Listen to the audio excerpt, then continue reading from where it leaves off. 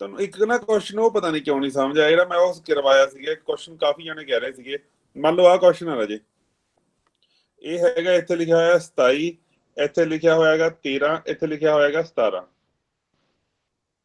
ਤੇ ਤਿੰਨ ਆਪਸ਼ਨ ਦਿੱਤੀਆਂ, ਚਾਰ ਆਪਸ਼ਨ ਦਿੱਤੀਆਂ ਹੋਈਆਂ ਨੇ ਤੁਹਾਨੂੰ। ਇੱਥੇ ਦਿੱਤਾ ਹੋਏਗਾ 2, ਇੱਥੇ ਦਿੱਤਾ ਹੋਏਗਾ 22 ਓਮ, ਇੱਕ ਮਿੰਟ, ਇੱਥੇ ਦਿੱਤਾ ਹੋਏਗਾ ਮੰਨ ਲਓ 50 ਓਮ, ਇੱਥੇ ਦਿੱਤਾ ਹੋਇਆ 22 ਓਮ, ਇੱਥੇ ਦਿੱਤਾ ਹੋਇਆ 20 ਓਮ, ਇੱਥੇ ਦਿੱਤਾ ਹੋਏਗਾ 12 ਓਮ। ਇਹ ਹੈਗਾ A B C D। Answer ਕਿਹੜਾ ਹੈਗਾ? ਜੀ 12 ਡੀ ਆਊਗਾ ਜੀ 12 ਓਮ। ਕਿਵੇਂ ਕੱਢਿਆ ਕਰਾਂ ਜੀ ਇਹ? ਕਿਵੇਂ ਤੁਸੀਂ ਕੱਢਿਆ? ਦੱਸਿਆ ਸੀ ਪੈਰਲਲ ਚ ਜਿਹੜੀ ਛੋਟੀ ਹੁੰਦੀ ਆ ਉਸ ਤੋਂ ਵੀ ਘੱਟ ਆਉਂਦੀ। ਬਿਲਕੁਲ ਰਾਜੇ, ਪੈਰਲਲ ਦੇ ਵਿੱਚ ਆਪਾਂ ਇਹਨੂੰ ਕਦੇ ਵੀ ਸੋਲਵ ਕਰਨ ਨਹੀਂ ਬੈਠਣਾ। ਜਿਹੜਾ ਇਹਨੂੰ ਸੋਲਵ ਕਰਨ ਬਹਿ ਗਿਆ ਉਹਨੇ ਆਪਣੇ ਨੰਬਰ ਗਵਾਏ ਸਮਝੋ, ਕਿਉਂਕਿ ਏਡੇ ਵੱਡੇ ਰਕਮਾਂ ਦੇ ਐਲਸੀਐਮ ਨਹੀਂ ਬਣ ਰਿਹਾ ਜੀ। 1/27 + 1/13 + 1/17 ਦਾ ਐਲਸੀਐਮ ਹੀ ਨਹੀਂ ਪਹਿਲੀ ਗੱਲ ਤਾਂ ਤੁਹਾਤੋਂ ਬਣਨਾ ਵੀ। ਐਲਸੀਐਮ ਕਿੰਨਾ ਆਊਗਾ? ਐਲਸੀਐਮ ਪਹਿਲਾਂ 27 ਨੂੰ 13 ਨਾਲ ਗੁਣਾ ਕਰਕੇ ਫਿਰ 17 ਨਾਲ ਗੁਣਾ ਕਰਕੇ ਏਡਾ ਵੱਡਾ ਐਲਸੀਐਮ ਆਊਗਾ। ਏਦਾਂ ਆਨਸਰ ਨਿਕਲਣਾ ਨਹੀਂ ਹੈਗਾ ਇਹ। ਤਾਂ ਜਿਹੜੀ ਵੈਲਿਊ ਸਭ ਤੋਂ ਛੋਟੀ ਹੁੰਦੀ ਹੈ ਰਾਜੇ, ਉਸ ਤੋਂ ਵੀ ਛੋਟੀ ਜਿਹੜੀ ਹੈਗੀ ਆਪਣਾ ਇਹੀ ਆਨਸਰ ਆਉਂਦਾ ਹੁੰਦਾ ਹੈ। ਇਹ ਗੱਲ ਕਲੀਅਰ ਹੋ ਗਈ ਜੀ। ਤੇ ਜੇ ਰਾਜੇ ਦੱਸਦਾ ਲੱਗਿਆ ਹੁਣ ਸੀਰੀ ਦੇ ਵਿੱਚ ਵੀ ਇੱਕ ਹੋਵੇ 1512, ਇੱਕ ਹੋਵੇ 1232, ਇਹਦੇ ਵਿੱਚ ਕੀ ਹੁੰਦਾ ਰਾਜੇ? ਸਾਰਿਆਂ ਤੋਂ ਵੱਡੀ ਤੋਂ ਵੱਡਾ ਉੱਪਰ ਲਾਇਆ ਕਰਦਾ ਜੀ। ਬਿਲਕੁਲ ਰਾਜੇ, ਜਿੰਨਾ ਵੀ ਸਭ ਤੋਂ ਵੱਡਾ ਰੈਜ਼ਿਸਟੈਂਸ ਹੈਗਾ ਇਸ ਤੋਂ ਵੀ ਜਿਹੜੀ ਉੱਪਰਲੀ ਵੈਲਿਊ ਹੋਊਗੀ ਉਹ ਆਪਾਂ ਆਨਸਰ ਦਿੰਦੇ ਹੁੰਦੇ ਆਂਗੇ। ਠੀਕ ਹੈ ਜੀ, ਠੀਕ ਹੈ ਰਾਜੇ, ਇਹ ਗੱਲ ਕਲੀਅਰ ਹੈਗੀ ਤੁਹਾਨੂੰ। ਅੱਛਾ, ਜਦੋਂ ਮੈਂ ਸਪੋਜ਼ ਕਰੋ ਮੇਰੇ ਕੋਲੇ ਦੋ ਰੈਜ਼ਿਸਟੈਂਸ ਸੀਰੀਜ਼ ਪੈਰਲਲ 'ਚ ਲੱਗੀਆਂ ਹੋਈਆਂ ਨੇਗੀਆਂ, ਇਹਦੀ ਵੈਲਿਊ ਮੰਨ ਲੈਂਦੇ 6, ਇਹਦੀ ਵੈਲਿਊ ਮੰਨ ਲਈ 6। ਇੱਥੇ ਕੋਈ ਨਾ ਕੋਈ ਕਰੰਟ ਫਲੋ ਹੋ ਰਿਹਾ ਹੈਗਾ, ਆਪਾਂ ਨੂੰ ਨਹੀਂ ਪਤਾ ਬੈਟਰੀ ਕਿੰਨੀ ਦੀ ਹੈ, ਕੋਈ ਨਾ ਕੋਈ ਕਰੰਟ ਫਲੋ ਹੋ ਰਿਹਾ, ਉਹ ਕਰੰਟ ਦਾ ਨਾਂ I। ਜੇ ਸਪੋਜ਼ ਕਰੋ ਇੱਥੇ ਮੈਂ ਇੱਕ ਰੈਜ਼ਿਸਟੈਂਸ ਹੋਰ ਲਗਾ ਦਾਂ, ਇੱਥੇ ਇੱਕ ਰੈਜ਼ਿਸਟੈਂਸ ਹੋਰ ਲਗਾ ਦਾਂ, ਤਾਂ ਉਹਦੇ ਹੋਣ ਨਾਲ ਕੀ ਹੋਏਗਾ? ਟੋਟਲ ਜਿਹੜੀ ਰੈਜ਼ਿਸਟੈਂਸ ਸਰਕਟ ਦੀ ਉਹ ਵਧੇਗੀ ਕਿ ਘਟੇਗੀ? ਇਹ ਦੱਸੋ। ਘਟੂਗੀ ਜੀ। ਘਟ ਜੂਗੀ। ਪੱਕੀ ਗੱਲ ਹੈ? ਬਾਕੀ ਬੋਲੋ ਜੀ। ਹਾਂਜੀ ਸਰ, ਘਟੇਗੀ। ਬਿਲਕੁਲ ਘਟੇਗੀ ਨਾ। ਪੈਰਲਲ ਦੇ ਵਿੱਚ ਜਿੰਨੀਆਂ ਰੈਜ਼ਿਸਟੈਂਸ ਅਸੀਂ ਵਧਾਈ ਜਾਂਦੇ ਹਾਂ, ਰੈਜ਼ਿਸਟੈਂਸਾਂ ਜਿੰਨੀਆਂ ਵਧਾਈ ਜਾਂਦੇ ਹੁੰਦੇ ਆਂਗੇ, ਉਹਦੇ ਨਾਲ ਸਾਡੀ ਜਿਹੜੀ ਹੁੰਦਾਗਾ ਰੈਜ਼ਿਸਟੈਂਸ, ਜਿਹੜੀ ਟੋਟਲ ਪ੍ਰਤੀਰੋਧ ਹੁੰਦਾ ਉਹ ਘਟਦਾ ਹੁੰਦਾਗਾ, ਹਨਾ, ਪੈਰਲਲ ਦੇ ਵਿੱਚ। ਤਾਂ ਜੇ ਰਾਜੇ ਅੱਛਾ ਜਿਹੜੀ ਬੈਟਰੀ ਹੈਗੀ, ਬੈਟਰੀ ਨੂੰ ਕੀ ਮੰਨਾਂਗੇ ਹੁਣ? ਜੇ ਆਹ ਰੈਜ਼ਿਸਟੈਂਸ ਤੁਹਾਨੂੰ ਵਧਾ ਰਹੇ ਆ, ਬੈਟਰੀ ਨੂੰ ਕੀ ਮੰਨਾਂਗੇ? ਬੈਟਰੀ ਵੱਡੀ ਹੋ ਰਹੀ ਹੈ ਕਿ ਛੋਟੀ ਹੋ ਰਹੀ ਹੈ? ਬੈਟਰੀ ਤਾਂ ਸੇਮ ਹੀ। ਬਿਲਕੁਲ ਰਾਜੇ, ਬੈਟਰੀ ਨੂੰ ਅਸੀਂ ਸੇਮ ਮੰਨਾਂਗੇ। ਤਾਂ ਹੁਣ ਜੇ ਬੈਟਰੀ ਸੇਮ ਆ ਰਹੇ, ਜਿਹੜਾ ਇੱਥੋਂ ਜਾਣ ਵਾਲਾ ਕਰੰਟ ਹੈਗਾ ਉਹ ਕਰੰਟ ਕਿਹਦੇ ਡਿਪੈਂਡ ਕਰਦਾ ਹੁੰਦਾ? ਜਿਹੜੀ ਵੋਲਟੇਜ ਅਸੀਂ ਲਗਾਈ ਹੋਈ ਹੈ ਤੇ ਜਿਹੜਾ ਸਾਡਾ ਟੋਟਲ ਰੈਜ਼ਿਸਟੈਂਸ ਆ। ਤਾਂ ਜੇ ਕਦੇ ਵੀ ਰਾਜੇ ਡਿਨੋਮੀਨੇਟਰ ਦੇ ਵਿੱਚ ਚੀਜ਼ ਜਿਹੜੀ ਆ ਉਹ ਘਟਣ ਲੱਗ ਜੇ, ਜੇ ਰੈਜ਼ਿਸਟੈਂਸ ਸਾਡੀ ਘਟੂਗੀ, ਪ੍ਰਤੀਰੋਧ ਸਾਡਾ ਘਟੂ, ਤਾਂ ਕਰੰਟ ਕੀ ਹੋਊਗਾ ਸੇਮ ਵੋਲਟੇਜ ਵਾਸਤੇ? ਵਧੂਗਾ ਨਾ। ਇਹਦਾ ਮਤਲਬ ਕੀ ਹੈ ਰਾਜੇ? ਇੱਥੇ ਸਾਡੇ ਕੋਲੇ ਕਰੰਟ ਪਹਿਲਾਂ ਨਾਲੋਂ ਵੱਧ ਜਾਣ ਲੱਗ, ਜਿੰਨੇ ਅਸੀਂ ਇੱਥੇ ਪੈਰਲਲ ਦੇ ਵਿੱਚ ਲਗਾਈ ਜਾਵਾਂਗੇ ਨਾ ਉਹਨਾਂ ਕਰੰਟ ਵੱਧ ਜਾਣ ਲੱਗ ਜੂ। ਇਹ ਹੁੰਦਾ ਪਤਾ ਕਿਉਂ ਹੁੰਦਾ? ਧਿਆਨ ਨਾਲ ਦੇਖਿਓ, ਆ ਦੇਖੋ ਤੁਹਾਨੂੰ ਨਾ ਲਾਈਵ ਐਗਜ਼ਾਮਪਲ ਦਿਖਾਉਣਾ ਮੈਂ। ਆ ਹੈਗੇ 12 ਵੋਲਟ, ਇੱਥੇ ਹੈਗਾ ਸੀਗਾ ਪਹਿਲਾਂ ਦੋ ਰੈਜ਼ਿਸਟੈਂਸਾਂ ਸੀਗੀਆਂ, ਇੱਕ ਰੈਜ਼ਿਸਟੈਂਸ ਸੀਗੀ 12 ਓਮ ਦੀ, ਇੱਕ ਸੀਗੀ 6 ਓਮ ਦੀ। ਤਾਂ ਹਜੇ ਤੱਕ ਇਹਦੇ ਵਿੱਚ ਕਰੰਟ ਕਿੰਨਾ ਜਾ ਰਿਹਾ ਸੀਗਾ? ਦੇਖੋ ਆਹ ਜਿਹੜਾ 6 ਓਮ ਆ ਇਹਦੇ ਪੈਰਲਲ ਦੇ ਵਿੱਚ ਰਾਜੇ ਰੈਜ਼ਿਸਟੈਂਸ ਕੀ ਪੈਰਲਲ ਦੇ ਵਿੱਚ ਵੋਲਟੇਜ। ਇੱਥੇ ਜੇ ਮੈਂ ਕਰੰਟ ਪੁੱਛਾਂ ਰਾਜੇ ਆਹ ਦੋ ਟਰਮੀਨਲਾਂ ਦੇ ਉੱਪਰ A ਤੇ B ਟਰਮੀਨਲ ਦੇ ਉੱਪਰ ਜਿਵੇਂ ਵੋਲਟੇਜ ਪੁੱਛਾਂ, ਕਿੰਨੀ ਵੋਲਟੇਜ ਹੈਗੀ? ਆਹੀ ਹੈਗੀ ਨਾ ਜਿਹੜੀ ਟੋਟਲ ਦਿੱਤੀ ਹੋਈ ਹੈਗੀ। ਤਾਂ ਇੱਥੇ ਜਿਹੜਾ ਕਰੰਟ ਆਏਗਾ ਇਹ ਆਏਗਾ 2। ਤੇ ਇੱਥੇ ਜੇ ਮੈਂ ਦੇਖਾਂ ਆਹ 12 ਓਮ ਦੇ ਕ੍ਰਾਸ, 12 ਨੂੰ 12 ਨਾਲ ਡਿਵਾਈਡ ਕੀਤਾ ਤੇ ਕਿੰਨਾ ਕਰੰਟ ਆ? 1 ਐਂਪੀਅਰ। ਇਹਦਾ ਮਤਲਬ ਜਿਹੜੀ ਰੈਜ਼ਿਸਟੈਂਸ ਨੂੰ ਇਹਨੂੰ ਕਰੰਟ ਚਾਹੀਦਾ ਤੇ ਜਿਹੜੀ ਆ 6 ਓਮ ਰੈਜ਼ਿਸਟੈਂਸ ਨੂੰ ਕਰੰਟ ਚਾਹੀਦਾ, ਦੋਨਾਂ ਦਾ ਕਰੰਟ ਆਊਗਾ ਕਿੱਥੋਂ? ਇਹ ਬੈਟਰੀ ਦੀ ਆਊਗੀ ਨਾ। ਇਹ ਬੈਟਰੀ ਦੇ ਪੈਰਲਲ 'ਚ ਇੱਕ 6 ਲੱਗਿਆ, ਬੈਟਰੀ ਦੇ ਪੈਰਲਲ 'ਚ ਇੱਕ 12 ਲੱਗਿਆ ਹੈਗਾ। ਤਾਂ 2 ਕਰੰਟ ਇਹਦਾ ਤੇ 1 ਕਰੰਟ ਇਹਦਾ, ਇਹਨਾਂ ਦੋਨਾਂ ਦਾ ਕਰੰਟ ਜਿਹੜਾ 3 ਐਂਪੀਅਰ ਉਹ ਇੱਥੋਂ ਭੇਜ ਰਿਹਾ ਹੈਗਾ। ਹੁਣ ਮੰਨ ਲਓ ਸਪੋਜ਼ ਕਰੋ ਆਪਾਂ ਇੱਕ ਰੈਜ਼ਿਸਟੈਂਸ ਹੋਰ ਐਡ ਕਰ ਲਈ ਇਹਦੇ ਵਿੱਚ, ਇੱਥੇ ਇੱਕ ਰੈਜ਼ਿਸਟੈਂਸ ਐਡ ਕਰ ਰਹੇ ਹਾਂਗੇ ਆਪਾਂ ਇੱਥੇ। ਇਹ ਰੈਜ਼ਿਸਟੈਂਸ ਹੈਗੀ ਸਾਡੀ 4 ਓਮ ਦੀ। ਇਹ 4 ਓਮ ਦੀ ਰੈਜ਼ਿਸਟੈਂਸ ਐਡ ਕਰਨ ਦੇ ਨਾਲ 12 ਨੂੰ ਆਪਾਂ 4 ਨਾਲ ਡਿਵਾਈਡ ਕਰੇ, ਕਿੰਨਾ ਕਰੰਟ ਆਊਗਾ ਜੀ ਇੱਥੇ ਸਾਡਾ? 3 ਐਂਪੀਅਰ ਆਊਗਾ ਨਾ। 3 ਐਂਪੀਅਰ ਆਊਗਾ, ਬਿਲਕੁਲ ਜੀ 3 ਐਂਪੀਅਰ ਆਊਗਾ। ਹੁਣ ਇਹ 3 ਐਂਪੀਅਰ ਲੰਘ ਕੇ ਕਿੱਥੋਂ ਆਊਗਾ? ਇੱਥੋਂ ਹੀ ਲੰਘ ਕੇ ਆਊਗਾ ਨਾ। 3 ਐਂਪੀਅਰ ਇੱਥੋਂ ਲੰਘ ਕੇ ਆਊਗਾ ਨਾ। ਇਹਦਾ ਮਤਲਬ ਕੀ ਹੈਗਾ ਜੀ? ਸਾਡੇ ਕੋਲੇ ਇਹ 3 ਐਂਪੀਅਰ ਕਿਵੇਂ ਇੱਥੇ ਜਿਹੜਾ ਟੋਟਲ ਕਰੰਟ ਆ ਸਾਡਾ ਕਿੰਨਾ ਆ ਗਿਆ? 6 ਐਂਪੀਅਰ ਆ ਗਿਆ ਜੀ। 6 ਐਂਪੀਅਰ ਕਰੰਟ ਆ ਗਿਆ ਜੀ ਸਾਡਾ। ਓਕੇ ਜੀ।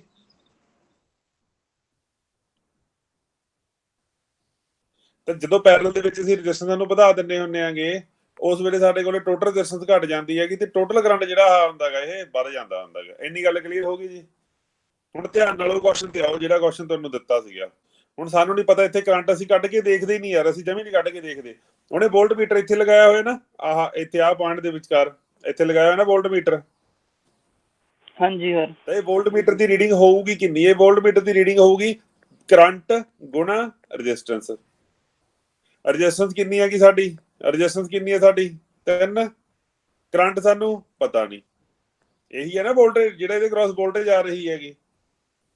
ਜਦੋਂ ਰਾਜੇ ਤੁਸੀਂ ਆਹ ਰੈਜ਼ਿਸਟੈਂਸ ਨੂੰ ਇੱਥੇ ਜੋੜ ਦੋਗੇ ਤਾਂ ਪਹਿਲਾਂ ਨਾਲੋਂ ਕਰੰਟ ਵਧੂਗਾ ਕਿ ਘਟੂਗਾ? ਪਹਿਲਾਂ ਨਾਲੋਂ ਕਰੰਟ ਇੱਥੇ ਵੱਧ ਜਾਊਗਾ। ਜੇ ਪਹਿਲਾਂ ਨਾਲੋਂ ਕਰੰਟ ਵੱਧ ਰਿਹਾ ਹੈਗਾ ਰਾਜੇ, ਪਹਿਲਾਂ ਨਾਲੋਂ ਕਰੰਟ ਵਧਣ ਦੇ ਨਾਲ ਸਾਡੀ ਵੋਲਟੇਜ ਕੀ ਹੋ ਰਹੀ ਹੈਗੀ? ਵਧੂਗੀ। ਸਿੱਧੀ ਗੱਲ ਹੈਗੀ। ਕਿਉਂ? ਕਿਉਂਕਿ ਜਦੋਂ ਪੈਰਲਲ ਦੇ ਵਿੱਚ ਤੁਸੀਂ ਰੈਜ਼ਿਸਟੈਂਸ ਲਗਾਉਣੇ ਹੋਗੇ, ਪੈਰਲਲ ਦੇ ਵਿੱਚ ਰੈਜ਼ਿਸਟੈਂਸ ਦੇ ਲਗਾਉਣ ਦੇ ਨਾਲ ਕੀ ਹੁੰਦਾ ਹੈਗਾ, ਟੋਟਲ ਰੈਜ਼ਿਸਟੈਂਸ ਜਿਹੜੀ ਸਾਡੀ ਉਹ ਘਟ ਜਾਂਦੀ ਹੈ। ਟੋਟਲ ਰੈਜ਼ਿਸਟੈਂਸ ਘਟ ਜਾਂਦੀ ਹੈਗੀ ਸਾਡੀ। ਟੋਟਲ ਰੈਜ਼ਿਸਟੈਂਸ ਘਟਣ ਦੇ ਨਾਲ ਕੀ ਹੁੰਦਾ ਹੈਗਾ, ਟੋਟਲ ਕਰੰਟ ਸਾਡਾ ਵੱਧ ਜਾਂਦਾ। ਜੇ ਹੁਣ ਕਰੰਟ ਜਿਹੜਾ ਇਹਦੇ ਵਿੱਚ ਦੀ ਰੈਜ਼ਿਸਟੈਂਸ ਦੇ ਵਿੱਚ ਦੀ ਕਰੰਟ ਲੰਘ ਰਿਹਾ ਹੈਗਾ, ਇਹ ਜਦੋਂ ਵਧੂਗਾ ਤਾਂ ਵਧਣ ਦੇ ਨਾਲ ਕੀ ਹੋਊਗਾ, ਸਾਡਾ ਵੋਲਟੇਜ ਡ੍ਰੌਪ ਇੱਥੇ ਵੱਧ ਹੋਣ ਲੱਗ ਜੂ। ਚਲੋ ਜੇ ਤੁਸੀਂ ਕਹਿੰਦੇ ਆਪਾਂ ਇਹਨੂੰ ਕੱਢ ਕੇ ਦੇਖ ਰਹੇ, ਇਹਨੂੰ ਹੱਲ ਕਰਕੇ ਦਿਖਾਵਾਂ ਜੀ ਕਿ ਲੋਡ ਨਹੀਂ ਹੈਗੀ? ਵੈਸੇ ਤਾਂ ਕੁਐਸਚਨ ਦੇ ਵਿੱਚ ਉੱਥੇ ਕਰਵਾਈ ਹੋਊਗਾ। ਲੱਗਦਾ ਜਦੋਂ ਇਹ ਰੈਜ਼ਿਸਟੈਂਸ ਨਹੀਂ ਹੈਗੀ ਉਸ ਵੇਲੇ ਆਪਾਂ ਸੋਲਵ ਕਰ ਲੈਂਦੇ ਪਹਿਲਾਂ, ਜਿਸ ਵੇਲੇ ਰੈਜ਼ਿਸਟੈਂਸ ਨਹੀਂ ਹੈਗੀ ਉਸ ਵੇਲੇ ਆਹ 6 ਤੇ ਆਹ 6, ਇਹ 6 ਤੇ 6 ਆਪਸ ਚ ਕਿਵੇਂ ਨੇਗੇ ਜੀ? ਪੈਰਲਲ ਦੇ ਵਿੱਚ। ਇਹਦਾ ਟੋਟਲ ਰੈਜ਼ਿਸਟੈਂਸ ਆਉਂਦੀ ਕਿਵੇਂ ਹੁੰਦੀ ਹੈਗੀ ਵੀ ਇੱਕ ਦੀ ਰੈਜ਼ਿਸਟੈਂਸ ਡਿਵਾਈਡ ਬਾਈ ਜਿੰਨੀਆਂ ਪੈਰਲਲ ਦੇ ਵਿੱਚ ਲੱਗੀਆਂ ਹੋਏ ਨੇਗੇ। 3 ਓਮ ਆ ਗਈ ਤਾਂ 3 ਓਮ ਤੇ 3 ਓਮ ਆਪਸ ਦੇ ਵਿੱਚ ਪੈਰਲਲ ਦੇ ਵਿੱਚ ਸੀਗੀਆਂ। ਉਸ ਤੋਂ ਬਾਅਦ ਜਦੋਂ ਇਹਨੂੰ ਸੋਲਵ ਕਰ ਲਾਂਗੇ ਆਪਾਂ, ਆਹ 3 ਓਮ ਤੇ ਆਹ 3 ਓਮ ਆਪਸ ਚ ਕੀ ਬਣ ਜਾਣਗੇ? ਇਦਾਂ ਬਣ ਜਾਣਗੇ। ਇਹ 3 ਆਹ ਤੇ ਆਹ 3 ਇਹਨੂੰ ਸੋਲਵ ਕਰਕੇ ਆਇਆ ਸੀ, 3 ਇਹਨੂੰ ਸੋਲਵ ਕਰਕੇ ਆਇਆ ਸੀਗਾ। 6 ਤਾਂ 12 ਨੂੰ ਆਪਾਂ ਡਿਵਾਈਡ ਕੀਤਾ 6 ਦੇ ਨਾਲ, ਆਹ ਵੋਲਟੇਜ ਨੂੰ ਆਪਾਂ ਡਿਵਾਈਡ ਕੀਤਾ 6 ਦੇ ਨਾਲ, ਕਿੰਨਾ ਆ ਗਿਆ ਜੀ ਸਾਡਾ? 12 ਨੂੰ 6 ਨਾਲ ਡਿਵਾਈਡ ਕਰਾਂਗੇ ਆਪਾਂ, 2 ਐਂਪੀਅਰ ਆ ਗਿਆ ਜੀ। ਤਾਂ ਇੱਥੋਂ ਕਰੰਟ ਜਾ ਰਿਹਾ ਸੀਗਾ ਬੱਚੇ 2 ਐਂਪੀਅਰ। 2 ਨੂੰ ਜੇ 3 ਨਾਲ ਗੁਣਾ ਕਰਦੇ ਸੀ ਅਸੀਂ ਪਹਿਲਾਂ, ਸਾਡੇ ਕੋਲ ਟੋਟਲ ਵੋਲਟੇਜ ਇੱਥੇ 3 ਤੋਂ ਨਹੀਂ 6 ਵੋਲਟ ਆਉਂਦੀ ਸੀਗੀ। ਇਹ ਤਾਂ ਹੈਗੀ ਆ ਪਹਿਲੀ ਗੱਲ। ਅਜੇ ਤੱਕ ਜੇ ਕੁਝ ਨਹੀਂ ਪਤਾ ਲੱਗਿਆ ਪੁੱਛੋ, ਅਨਮਿਊਟ ਕਰੋ ਆਪਣੇ ਆਪ ਨੂੰ ਤੇ ਪੁੱਛੋ।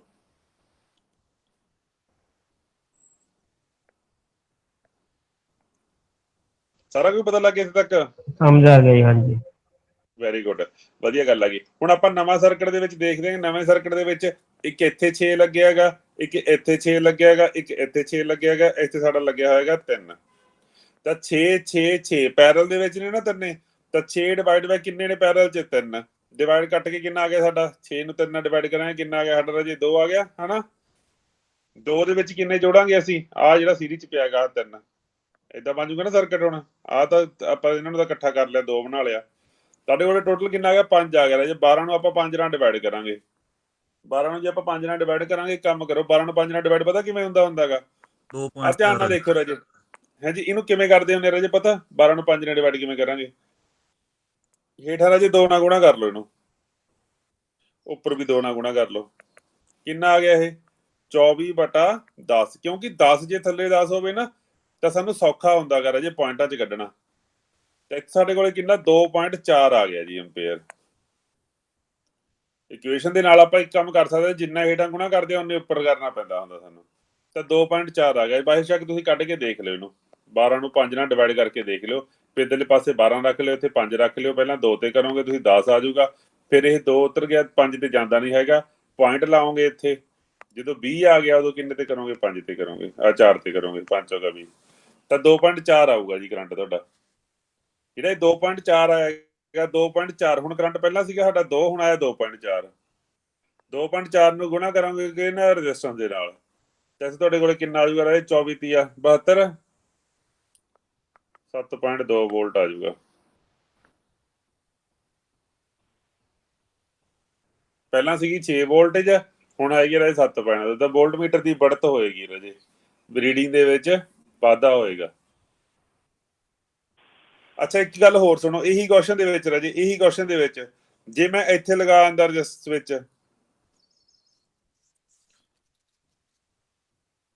ਮੰਨ ਲਓ ਸਵਿਚ ਨਹੀਂ ਲਾਈ, ਉਹਨੇ ਇਦਾਂ ਕਿਹਾ ਹੋਇਆ, ਦੇਖਿਓ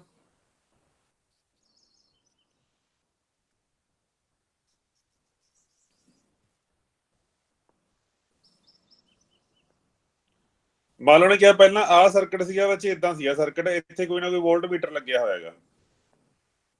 ਹੁਣ ਇਹ ਸਰਕਟ ਦੇ ਵਿੱਚ ਅਸੀਂ ਇੱਥੇ ਇੱਕ ਰੈਜ਼ਿਸਟੈਂਸ ਕਹਿੰਦਾ ਜੇ ਮੰਨ ਲਓ ਪਹਿਲਾਂ ਇੱਥੇ ਕੋਈ ਨਾ ਕੋਈ ਵੋਲਟੇਜ ਆ ਰਹੀ ਸੀਗੀ, ਆਪਾਂ ਨੂੰ ਪਤਾ V1 ਵੋਲਟੇਜ ਆਉਂਦੀ ਸੀਗੀ। ਇੱਥੇ ਕਹਿੰਦਾ ਇੱਥੇ ਸੀਰੀਜ਼ ਦੇ ਵਿੱਚ ਕੋਈ ਨਾ ਕੋਈ ਰੈਜ਼ਿਸਟੈਂਸ ਲਗਾਤੀ ਅਸੀਂ। ਇਸ ਰੈਜ਼ਿਸਟੈਂਸ ਦੇ ਲਗਾਉਣ ਨਾਲ ਵੋਲਟ ਮੀਟਰ ਦੀ ਰੀਡਿੰਗ ਰਾਜੇ ਵਧੂਗੀ ਕਿ ਘਟੂਗੀ? ਘਟੇਗੀ ਸਰ, ਘਟੇਗੀ ਰਾਜੇ। ਕਿਉਂ ਘਟੇਗੀ? ਕਿਉਂਕਿ ਉਹ ਸੀਰੀਜ਼ ਦੇ ਵਿੱਚ ਹੋਗੀ ਨਾ ਜੀ। ਫੇਰ ਸੀਰੀਜ਼ ਹੋਣ ਨਾਲ ਕੀ ਹੋ ਗਿਆ? ਦੇਖੋ ਇੱਥੋਂ ਜਿਹੜਾ ਕਰੰਟ ਜਾਂਦਾ ਹੁੰਦਾ ਸੀਗਾ ਉਹ ਕਰੰਟ ਕਿਹੜਾ ਹੁੰਦਾ ਸੀ? ਇੱਕ ਤਾਂ ਜਿਹੜਾ ਆਹ ਬ੍ਰਾਂਚ ਜਾਊਗਾ ਉਹ ਕਰੰਟ ਹੁੰਦਾ ਸੀਗਾ, ਇੱਕ ਜਿਹੜਾ ਆਹ ਬ੍ਰਾਂਚ ਜਾਊਗਾ ਉਹ ਕਰੰਟ। ਦੋ ਕਰੰਟ ਹੁੰਦੇ ਸੀਗੇ ਨਾ ਜਿਹੜਾ ਇੱਥੋਂ ਕਰੰਟ ਜਾਂਦਾ ਹੁੰਦਾ ਸੀਗਾ।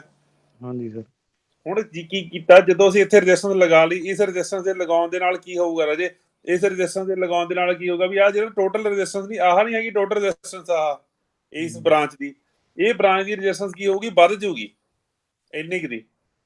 ਸੀਰੀਜ਼ ਚ ਰੈਜ਼ਿਸਟੈਂਸ ਲਗਾਉਣੇ ਹੁੰਦੇ ਆ, ਰੈਜ਼ਿਸਟੈਂਸ ਵੱਧ ਜਾਂਦੀ ਹੈ। ਇੰਨੀ ਕੁ ਬ੍ਰਾਂਚ ਦੀ ਰੈਜ਼ਿਸਟੈਂਸ ਵੱਧ ਗਈ ਏ ਤੇ ਇਹਦਾ ਮਤਲਬ ਜਿਹੜਾ ਇੱਧਰ ਨੂੰ ਕਰੰਟ ਆਊਗਾ ਉਹ ਘਟ ਜਾਊਗਾ ਨਾ ਸਾਡਾ।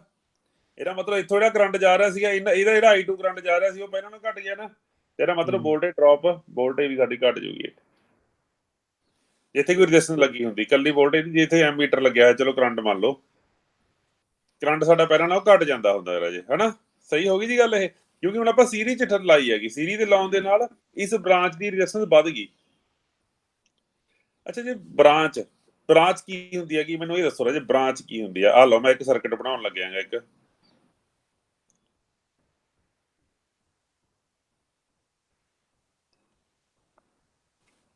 ਆਹ A ਆ ਬੱਚੇ, ਆਹ B ਹੈਗਾ, ਆਹ C ਹੈਗਾ, ਆਹ D ਆ।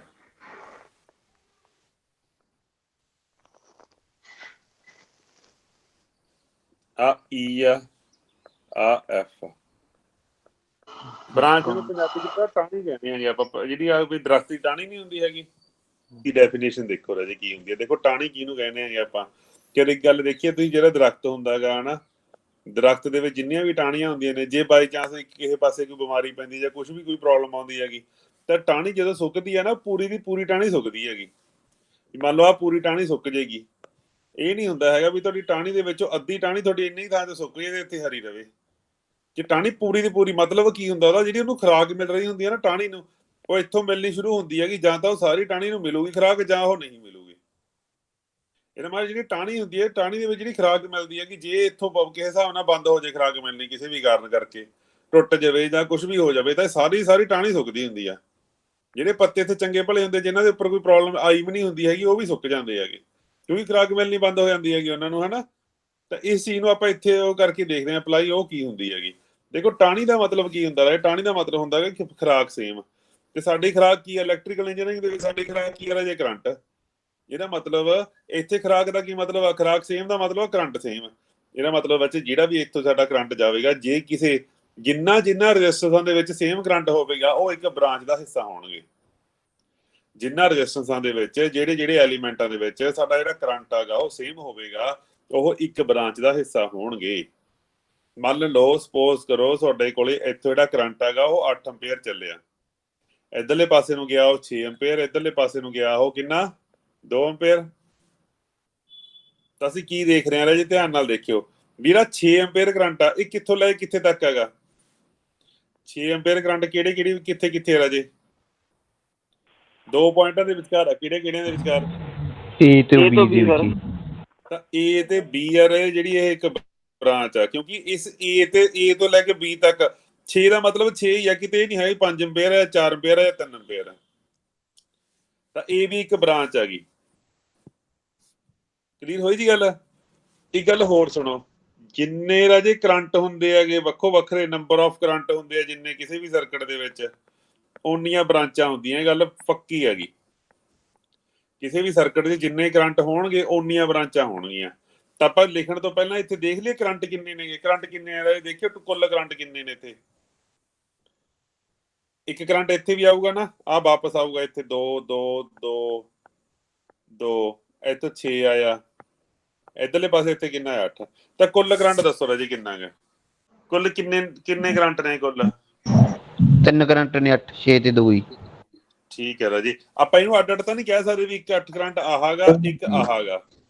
ਇੱਕੋ ਹੀ ਹੈ ਸਰ। ਬਿਲਕੁਲ ਰਾਜੀ। ਇੱਕ ਪਤਾ ਇਹਨੂੰ ਕਿਉਂ ਕਿਹਾ?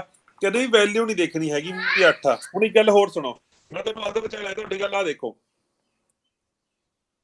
ਤੁਹਾਨੂੰ ਐਗਜ਼ਾਮਪਲਾਂ ਬਹੁਤ ਸੋਹਣੀਆਂ ਸੋਹਣੀਆਂ ਦਿਮਾਗ ਦੇ ਵਿੱਚ ਆ ਰਹੀਆਂ ਦਿੰਦਾ ਤੁਹਾਨੂੰ ਮੈਂ। ਮੰਨ ਲਓ ਰਾਜੇ ਇਸ ਬ੍ਰਾਂਚ ਦੇ ਵਿੱਚ ਕਰੰਟ ਗਿਆ 8, ਇੱਥੇ ਵੀ ਕਰੰਟ ਗਿਆ 8, ਸੇਮ ਕਰੰਟ ਹੈ ਰਾਜੇ, ਵੈਲਿਊ ਸੇਮ ਹੈਗੀ ਨਾ। ਤਾਂ ਮੈਨੂੰ ਦੱਸੋ ਇਹ ਇੱਕ ਕਰੰਟ ਨੇ ਕਿ ਦੋ ਕਰੰਟ ਹੈਗੇ? ਇੱਕ ਹੈਗਾ ਕਿ ਦੋ ਕਰੰਟ ਨੇਗੇ ਇਹ ਵੱਖੋ ਵੱਖਰੇ? 2 ਹੈ ਜੀ ਵੈਲਿਊ ਤਾਂ ਸੇਮ ਹੈ ਇਹਦੀ। ਸਰ ਕਿਉਂਕਿ ਇਹਦਾ ਟੋਟਲ ਕਰੰਟ ਦਾ ਵਧੂਗਾ ਨਹੀਂ 16 ਹੋਊਗਾ। ਬਿਲਕੁਲ ਰਾਜੇ, ਆਹ 2 8 ਤੇ 8 ਦੋ ਕਰੰਟ ਆ। ਅਸੀਂ ਕਦੇ ਵੀ ਰਾਜੇ ਮੈਗਨੀਟਿਊਡ ਨਹੀਂ ਦੇਖੀਦਾ ਹੁੰਦਾ ਹੈਗਾ, ਅਸੀਂ ਦੇਖਣਾ ਹੁੰਦਾ ਹੈਗਾ ਵੀ ਉਹ ਕਰੰਟ ਹੈਗੇ ਤਾਂ ਅੱਡ ਨੇ ਨਾ, ਅੱਡ ਬ੍ਰਾਂਚਾਂ 'ਚ। ਤਾਂ ਵੈਸੇ ਇੱਥੋਂ ਅਸੀਂ ਕੀ ਮੰਨ ਲਓ ਦੋ ਬੰਦੇ ਨੇਗੇ, ਉਹਨੇ ਸ਼ਕਲ ਸੇਮ ਆ ਗਈ, ਜੁੜਵਾ ਨੇਗੇ, ਉਹ ਜੁੜਵਾ ਪੈਦਾ ਹੋਏ ਹੈਗੇ। ਇਹਦਾ ਮਤਲਬ ਜੇ ਜੁੜਵਾ ਨੇਗੇ ਦੇਖਣ ਨੂੰ ਉਹ ਬਿਲਕੁਲ ਸੇਮ ਨੇਗੇ, ਮਤਲਬ ਇਹਦਾ ਨਹੀਂ ਨਾਮ ਵੀ ਆਪਾਂ ਇੱਕੋ ਜਿਹੀ ਰੱਖ ਦਾਂਗੇ। ਜੇ ਆਪਾਂ ਦੋਨਾਂ ਨੂੰ ਕਹਾਂਗੇ ਇਹ ਤਾਂ ਇੱਕੋ ਹੀ ਹੈ ਜੀ, ਇੱਕ ਜਵਾਕ ਦੇ ਵਿੱਚ ਕੰਸੀਡਰ ਕਰਨਾ, ਕਿਉਂਕਿ ਤੇਰੇ ਤਾਂ ਭਾਈ ਇੱਕੋ ਜਿਹੇ ਜਵਾਕ ਜੰਮ ਪਏ, ਤੇਰੇ ਤਾਂ ਇੱਕ ਜਵਾਕ ਦੇ ਵਿੱਚ ਇੱਕ ਕੰਸੀਡਰ ਹੋਣਗੇ, ਕਿਉਂਕਿ ਸਾਨੂੰ ਪਛਾਣ ਨਹੀਂ ਆ ਰਹੀ ਹੈਗੀ। ਗੱਲ ਸਮਝ ਆ ਗਈ? ਇਹ ਗੱਲ ਨਹੀਂ ਹੁੰਦੀ ਵੀ ਇਹ ਤੁਹਾਨੂੰ ਪਛਾਣ ਨਹੀਂ ਆ ਰਹੀ, ਦੋਨਾਂ ਦੀ ਵੈਲਿਊ ਇੱਕ, ਉਹਨਾਂ ਨੂੰ ਇੱਕ ਕਰੰਟ ਮੰਨ ਲਾਂਗੇ, ਦੋ ਕਰੰਟ ਹੋਣਗੇ ਜੇ ਇਹ ਗੱਲ ਕਲੀਅਰ ਹੋਈ। ਪਰ ਇੱਥੇ ਆਪਾਂ ਇਹਨੂੰ ਇੱਕੋ ਹੀ ਮੰਨ ਲਿਆ, ਆ ਵੀ 8 ਸੀਗਾ, ਆ ਵੀ, ਇਹਨਾਂ ਨੂੰ ਆਪਾਂ ਇੱਕ ਮੰਨਿਆਗਾ। ਇੱਥੇ ਕਿਉਂ ਮੰਨ ਲਿਆ ਰਾਜੇ? ਕਿਉਂਕਿ ਟੋਟਲ ਕਰੰਟ ਨਹੀਂ। ਹਾਂ, ਕਿਉਂਕਿ ਇਹ ਉਹੀ ਕਰੰਟ ਆ ਜਿਹੜਾ ਇੱਥੋਂ ਚੱਲਿਆ ਸੀਗਾ ਨਾ, ਜਿਹੜਾ ਇੱਥੋਂ ਚੱਲਿਆ ਸੀਗਾ ਉਹੀ ਵਾਪਸ ਆਇਆ ਹੈਗਾ, ਜਿਹੜਾ ਚੱਲਿਆ ਸੀਗਾ ਉਹੀ ਵਾਪਸ ਆਇਆ ਰਾਜੇ। Very good. ਤਾਂ ਇੱਥੇ ਕੁੱਲ ਕਰੰਟ ਕਿੰਨੇ ਨੇਗੇ ਸਾਡੇ? 3 ਕਰੰਟ ਨੇ ਰਾਜੇ, ਕੁੱਲ ਕਰੰਟ ਇੱਥੇ ਸਾਡੇ ਕੋਲੇ 3 ਨੇਗੇ।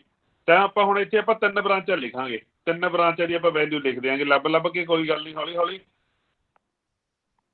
ਲਿਖਾਈ ਜਾਓ ਬਸ। ਮੈਨੂੰ ਇੱਕ ਬ੍ਰਾਂਚ ਦੀ ਵੈਲਿਊ ਲਿਖ, ਇੱਕ ਬ੍ਰਾਂਚ ਦਾ ਕਰੰਟ ਵੀ ਲਿਖ ਲਿਆ, ਇੱਕ ਬ੍ਰਾਂਚ ਦਾ ਨਾਂ ਵੀ ਲਿਖ ਲਿਆ। ਪਹਿਲੀ ਬ੍ਰਾਂਚ ਦਾ ਨਾਂ ਕੀ ਹੈ ਬੱਚੇ? AB। ਪਹਿਲੀ ਬ੍ਰਾਂਚ ਦਾ ਨਾਂ ਕੀ ਹੈਗਾ? AB। ਇਹਦਾ ਮਤਲਬ ਇਹ ਮੈਂ ਇਹਨੂੰ ਕਿਸੇ ਰੰਗ ਨਾਲ ਬਣਾਉਣ ਲੱਗਿਆ, A ਤੇ B ਨੂੰ। ਕੋਈ ਰੰਗ ਲੈ ਲੈਂਦੇ ਆਂਗੇ ਆਪਾਂ, ਆ ਲਓ, ਆਹ AB, ਇੰਨੀ ਇੱਕ ਬ੍ਰਾਂਚ ਹੈਗੀ ਇਹ। ਦੂਜੀ ਬ੍ਰਾਂਚ ਦੱਸੋ ਰਾਜੇ। ACDB। ਕਿਹੜੀ ਰਾਜੇ? ACDB। ACDB। ਇਹ ਹਾਂ ਜਿਹੜੀ ਆ ਜਾ ਰਹੀ ਹੈ ਰਾਜੇ, ਦੇਖਿਓ AC, ਇਹਦੇ ਵਿੱਚ ਕਿੰਨਾ ਕਰੰਟ ਜਾ ਰਿਹਾ? ਅੱਡ ਕਰੰਟ ਜਾ ਰਿਹਾ ਨਾ, ਆਪਣਾ ਇੱਕ ਆਪਣਾ ਅਲੱਗ ਕਰੰਟ ਆ ਨਾ। ਇੱਥੇ ਤੱਕ ਗਿਆ ਇਹ, ਸਿਰਫ ਇੱਥੇ ਖਤਮ ਹੋ ਗਈ ਬਸ ਇਹ। ਤਾਂ ਦੂਜੀ ਬ੍ਰਾਂਚ ਹੋ ਗਈ ਜੀ ਸਾਡੀ। ਇਸ ਬ੍ਰਾਂਚ ਦੇ ਵਿੱਚ ਕਿੰਨਾ ਕਰੰਟ ਹੈਗਾ ਸਾਡਾ? 2 ਐਂਪੀਅਰ। ਇਹਦੇ ਵਿੱਚ ਕਿੰਨਾ ਹੈਗਾ ਸਾਡਾ? 6 ਐਂਪੀਅਰ। ਲਾਸਟ ਰਹਿ ਗਈ ਸਾਡੀ ਹੁਣ ਇੱਕ ਬ੍ਰਾਂਚ ਹੋਰ ਆ ਰਾਜੇ ਇੱਥੇ। ਮੇਰੀ ਗੱਲ ਸੁਣੋ, ਦੇਖੋ ਗਲਤੀ ਦੇਖੋ ਤੁਸੀਂ, EABF ਆ ਦੇਖਿਓ ਬੱਚਾ, ਤੁਸੀਂ ਕਿਸੇ ਹੋਰ ਨੂੰ ਕਿਹਾ ਸੀਗਾ, ਹੁਣ ਤੁਸੀਂ ਪਹਿਲਾਂ ਇਹਨੂੰ ਉਹ ਚ ਗਿਣ ਲਿਆ, ਹੁਣ ਇਹ ਚ ਗਿਣੀ ਜਾਂਦੇ ਹੋ। ਗਲਤ ਗੱਲ ਨਹੀਂ ਹੈਗੀ ਤੁਹਾਡੀ ਇਹ। ਆ ਤਾਂ AB ਤਾਂ ਇੱਥੇ ਗਿਣਿਆ ਸੀਗਾ ਤੁਸੀਂ। EF ਆਊ, ਕੱਲੀ EF ਆਊ ਰਾਜੇ, ਇਹ ਵੀ ਅਧੂਰੀ ਹੈ। ਜੇ ਕੱਲੀ EF ਕਹੋਗੇ ਤੁਸੀਂ ਇਹ ਵੀ ਅਧੂਰਾ ਹੀ ਹੈ, ਵੀ ਕੰਮ ਸਹੀ ਕਿਹਨੂੰ ਕਹੀ ਜਾਣ ਫਿਰ।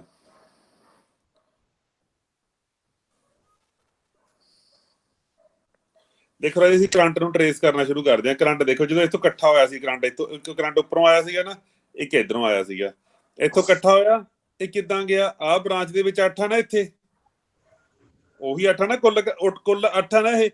ਇਹਦੇ ਵਿੱਚ ਵੀ 8 ਹੈਗਾ, ਉੱਪਰ ਨੂੰ ਜਾ ਰਿਹਾ ਨਾ ਇਹ, ਕਿਉਂਕਿ ਨੈਗੇਟਿਵ ਦੇ ਵਿੱਚ ਅੰਦਰ ਵੜਦਾ ਹੁੰਦਾ ਕਿਸੇ ਵੀ ਵੋਲਟੇਜ ਸੋਰਸ 'ਚ, ਪੋਜ਼ਿਟਿਵ 'ਚੋਂ ਬਾਹਰ ਨਿਕਲਦਾ ਹੁੰਦਾ ਹੈਗਾ ਤੇ ਇੱਧਰ ਨੂੰ ਜਾਂਦਾ ਹੁੰਦਾ ਹੈਗਾ। ਇਹਦਾ ਮਤਲਬ ਹੈ ਜੀ ਕਿੱਥੋਂ ਸ਼ੁਰੂ ਹੋਏ ਹੈਗੇ ਅਸੀਂ ਲਿਖਣਾ। ਦੇਖੋ ਅਸੀਂ ਕਿੱਥੋਂ ਸ਼ੁਰੂ ਕੀਤਾ ਹੈਗਾ, BFE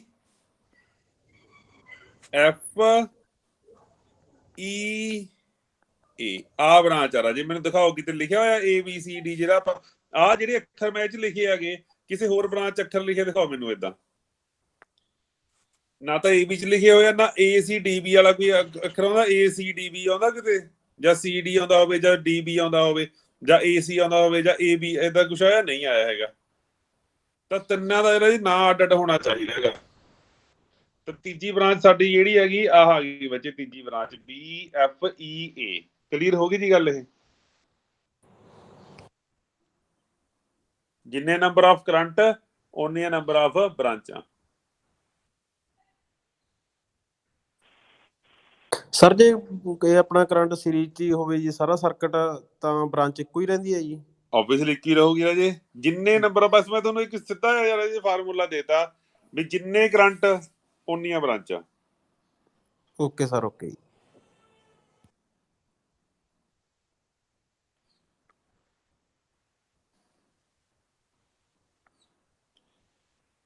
ਇਹਦੇ ਵਿੱਚ ਦੱਸੋ ਬ੍ਰਾਂਚਾਂ ਦੱਸੋ ਰਾਜੇ ਕਿੰਨੀਆਂ ਨੇਗੀਆਂ?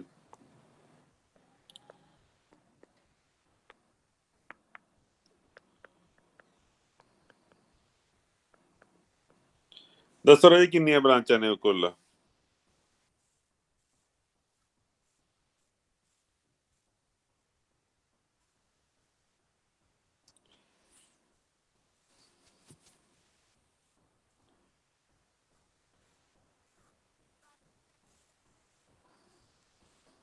ਆਪਾਂ ਕਰੰਟ ਮੰਨ ਲੈਂਦੇ ਆ। ਲਓ ਤੁਹਾਨੂੰ ਮੈਂ ਕਰੰਟ ਮੰਨ ਕੇ ਦੇਖੋ, ਇਹਨੂੰ ਕਰੰਟ ਮੰਨ ਕੇ ਚੱਲਿਆ ਕਰੋ। ਮੇਰੇ ਤੋਂ ਮੰਨ ਲਓ ਕਰੰਟ ਗਿਆ ਹੈਗਾ ਸਾਡਾ 12 ਐਂਪੀਅਰ। ਅਸੀਂ ਕਿਹੜਾ ਰਜਿਸਟੈਂਸ ਦੀ ਕੋਈ ਵੈਲਿਊ ਮੰਨੀ, ਆਪਦੇ ਵੱਲੋਂ ਮੰਨੀ ਜਾਓ ਕੁਛ ਮਰਜ਼ੀ ਕਰੰਟ। ਉਹ ਕਰੰਟ ਰਾਜੇ ਕਿੰਨੇ ਹਿੱਸਿਆਂ 'ਚ ਵੰਡਿਆ ਜਾਊਗਾ? ਇੱਕ ਹਿੱਸਾ, ਦੋ ਹਿੱਸੇ ਤੇ ਤਿੰਨ ਹਿੱਸੇ। ਤਿੰਨ ਹਿੱਸਿਆਂ 'ਚ ਵੰਡਿਆ ਜਾਊ 12। ਤਾਂ ਆਪਾਂ ਉੱਪਰਲੇ ਪਾਸੇ ਕਰ ਲੈਂਦੇ ਆ 2 ਐਂਪੀਅਰ ਕਰੰਟ ਗਿਆ ਮੰਨ ਲਓ, ਇਹਦੀ ਰਜਿਸਟੈਂਸ ਵੱਧ ਹੋਊਗੀ। ਜਿਹੜਾ ਇੱਧਰਲੇ ਪਾਸੇ ਨੂੰ ਕਰੰਟ ਗਿਆ ਹੈਗਾ ਸਾਡਾ, ਇਹਨੂੰ ਅਸੀਂ ਮੰਨ ਲੈਂਦੇ ਆਂਗੇ 5 ਐਂਪੀਅਰ। 7 ਹੋ ਗਿਆ ਪਿੱਛੇ, ਫਿਰ 5 ਰਹਿ ਗਿਆ ਹਨਾ। ਆਪਾਂ ਵੈਲਿਊ ਸੇਮ ਨਹੀਂ ਮੰਨਦੇ ਹੈਗੇ, ਆਪਾਂ ਇਹਨੂੰ ਮੰਨਦੇ ਆ 4। ਤੇ ਇੱਥੇ ਜਿਹੜਾ ਆਹ ਬ੍ਰਾਂਚ ਇਹਦੇ ਵਿੱਚ ਕਰੰਟ ਕਿੰਨਾ ਰਹਿ ਗਿਆ ਸਾਡਾ? 6 ਐਂਪੀਅਰ। ਹੁਣ ਦੱਸ ਸਕਦੇ ਹੋ ਰਾਏ ਤੁਸੀਂ ਕਿੰਨੇ ਕਰੰਟ ਨੇਗੇ?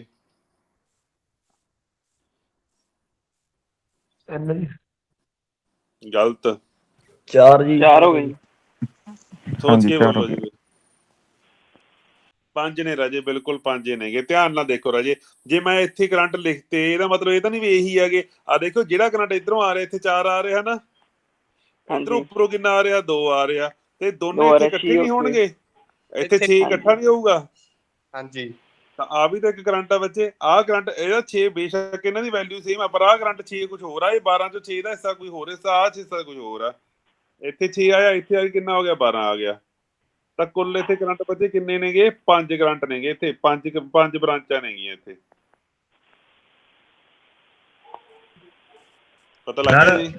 ਸਰ ਇਹਦੇ ਵਿੱਚ ਵੀ ਜਿਵੇਂ ਪਿੱਛੇ ਵਾਲੇ ਚ ਕਹਿੰਦੇ ਸੀਗੇ ਵੀ ਮੰਨ ਲਓ ਬੈਟਰੀ ਦੇ ਵਿੱਚ ਦੀ ਆਪਾਂ ਕਰੰਟ ਕਰਿਆ ਸੀ, ਇੱਧਰੋਂ ਆਇਆ, ਉਹ ਨਹੀਂ ਇੱਕ ਕੈਲਕੂਲੇਟ ਕਰਾਂਗੇ ਜੀ? ਬਿਲਕੁਲ ਜੀ, ਬਿਲਕੁਲ ਉਹੀ ਗੱਲ ਆ ਗਈ ਰਾਜਾ। ਜਿਹੜਾ 12 ਗਾ ਦੇਖੋ, ਇੱਥੋਂ ਹੀ 12 ਜਾ ਰਿਹਾ ਹੈਗਾ, ਉੱਪਰ ਦੀ ਜਾ ਕੇ ਇੱਥੋਂ ਹੀ 12 ਜਾ ਰਿਹਾ ਹੈਗਾ। ਤੇ ਇਹਨੂੰ ਆਪਾਂ ਕਿਵੇਂ ਇੱਥੋਂ ਲਿਖਣਾ ਸ਼ੁਰੂ ਕਰਾਂਗੇ? EFAB। ਇਹਦੇ ਵਿੱਚ ਕਿੰਨਾ ਕਰੰਟ ਹੈਗਾ? 12 ਗਾ। ਹੋਰ ਇੱਕ ਬ੍ਰਾਂਚ ਕਿਹੜੀ ਹੈਗੀ ਆ? ਪਹਿਲੀ ਬ੍ਰਾਂਚ ਹੋ ਗਈ। ਦੂਜੀ ਬ੍ਰਾਂਚ ਕਿਹੜੀ ਹੈਗੀ ਸਾਡੀ? BE। ਕਿੰਨੇ ਵਾਲੀ ਆ? 6 ਐਂਪੀਅਰ ਵਾਲੀ ਆ। ਤੀਜੀ ਬ੍ਰਾਂਚ ਕਿਹੜੀ ਹੈਗੀ ਸਾਡੀ? BCD ਜੀ। BCD। ਵੈਰੀ ਗੁੱਡ ਰਾਜੇ, ਪੂਰੀ ਲਿਖਣੀ ਪਊਗੀ। BC ਤੇ D ਕਿੰਨੇ ਵਾਲੀ ਹੈਗੀ? ਇਹ 2 ਐਂਪੀਅਰ ਕਰੰਟ ਵਾਲੀ ਆ। ਚੌਥੀ ਬ੍ਰਾਂਚ BD। DE ਨਹੀਂ ਬੋਲਣਾ ਰਾਜੇ। DE ਤੁਸੀਂ ਪੁੱਠਾ ਬੋਲ ਰਹੇ ਹੋ। ਜਿੱਧਰ ਨੂੰ ਕਰੰਟ ਜਾਣਾ ਸੀ ਉਧਰ ਨੂੰ ਬੋਲਣਾਗਾ। BD 4 ਐਂਪੀਅਰ ਵਾਲੀ। ਹੋਰ ਬੋਲੋ ਜੀ, ਪੰਜਵੀਂ ਬ੍ਰਾਂਚ ਕਿਹੜੀ ਰਹਿ ਗਈ? DE। ਬਿਲਕੁਲ ਰਾਜੇ, DE 6 ਐਂਪੀਅਰ ਵਾਲੀ। ਇਹ 5 ਬ੍ਰਾਂਚਾਂ ਨੇ। ਪਤਾ ਲੱਗ ਗਿਆ ਜੀ? ਸਰ AB ਵਾਲੀ ਤਾਂ ਨਹੀਂ ਬ੍ਰਾਂਚ ਮੰਨਾਂਗੇ ਜਿਹੜੀ AB ਹੈ? ਉਹਦੀ AB ਇਕੱਲੀ ਨਹੀਂ ਹੈਗੀ। AB ਦੇ ਵਿੱਚ ਇਕੱਲਾ ਅਲੱਗ ਕਰੰਟ ਨਹੀਂ ਹੈਗਾ, ਇਹ ਪਿੱਛੋਂ ਤੁਰ ਕੇ ਆ ਰਿਹਾ। ਹਮੇਸ਼ਾ ਬ੍ਰਾਂਚ ਹੁੰਦੀ ਹੈ ਵੀ ਆਹ ਕਰੰਟ ਤੇ ਆਹ ਕਰੰਟ ਸੇਮ ਨਹੀਂ ਹੈਗੇ। ਦੇਖੋ ਇੱਥੇ ਕਿਹੜਾ ਕਿਤੇ ਵੰਡੇ ਜਾ ਰਹੇ। ਜਦੋਂ ਕਰੰਟ ਵੰਡੇ ਜਾਣਗੇ ਕਿਤੇ, ਜੇ ਇੱਥੇ ਨਾ ਇੱਥੇ ਲੱਗਿਆ ਹੁੰਦਾ, ਜੇ ਮੰਨ ਲਓ ਇੱਥੇ ਰਾਜੇ ਏਦਾਂ ਚੱਲਿਆ ਜਾਂਦਾ, ਕੋਈ ਨਾ ਕੋਈ ਰੈਜ਼ਿਸਟੈਂਸ ਇੱਧਰ ਏਦਾਂ ਜੁੜ ਜਾਂਦੀ, ਫੇਰ ਆਪਾਂ ਕਹਿੰਦੇ ਵੀ ਆਹ ਤੇ ਆਹ ਅੱਡ ਆ। ਬਟ ਜਦੋਂ ਤੱਕ ਇੱਥੇ ਕੁਝ ਹੋਰ ਜੁੜੇ ਹੀ ਨਹੀਂ ਹੋਇਆ, ਆਹੀ ਕਰੰਟ ਤਾਂ ਹੈਗਾ ਜਿਹੜਾ ਅੱਗੇ ਜਾ ਰਿਹਾ, ਆਹੀ ਤਾਂ ਕਰੰਟ ਰਿਹਾ ਜਿਹੜਾ ਇੱਥੇ ਜਾ ਰਿਹਾ ਹੈਗਾ ਪੂਰਾ। ਤਾਂ ਇੱਕ ਆਹ ਬ੍ਰਾਂਚ ਹੈ, ਇੱਕ ਆਹ ਬ੍ਰਾਂਚ ਹੈ, ਇੱਕ ਆਹ ਬ੍ਰਾਂਚ ਹੈ, ਇੱਕ ਆਹ ਬ੍ਰਾਂਚ ਹੈ, ਇੱਕ ਆਹ ਆ ਗਈ, ਇੱਕ ਆਹ ਆ ਗਈ। ਠੀਕ ਹੈ ਜੀ? Okay sir. ਹੁਣ ਜਦੋਂ ਵੀ ਮੈਂ ਕੋਈ ਸਰਕਟ ਬਣਾਵਾਂ, ਤੁਹਾਡੇ ਦਿਮਾਗ ਦੇ ਵਿੱਚ ਕਰੰਟ ਘੁੰਮ ਜਾਣੇ ਚਾਹੀਦੇ ਵੀ ਕਰੰਟ ਘੁੰਮਦੇ ਕਿਵੇਂ ਹੁੰਦੇ ਨੇਗੇ। ਕਲੀਅਰ ਹੋ ਗਈ ਗੱਲ? ਇਹ ਇਸ ਤੋਂ ਬੇਸਿਕ ਹੋਰ ਕੁਝ ਨਹੀਂ ਹੋ ਸਕਦਾ ਹੈਗਾ। ਸਭ ਤੋਂ ਬੇਸਿਕ ਹੈ ਚੀਜ਼।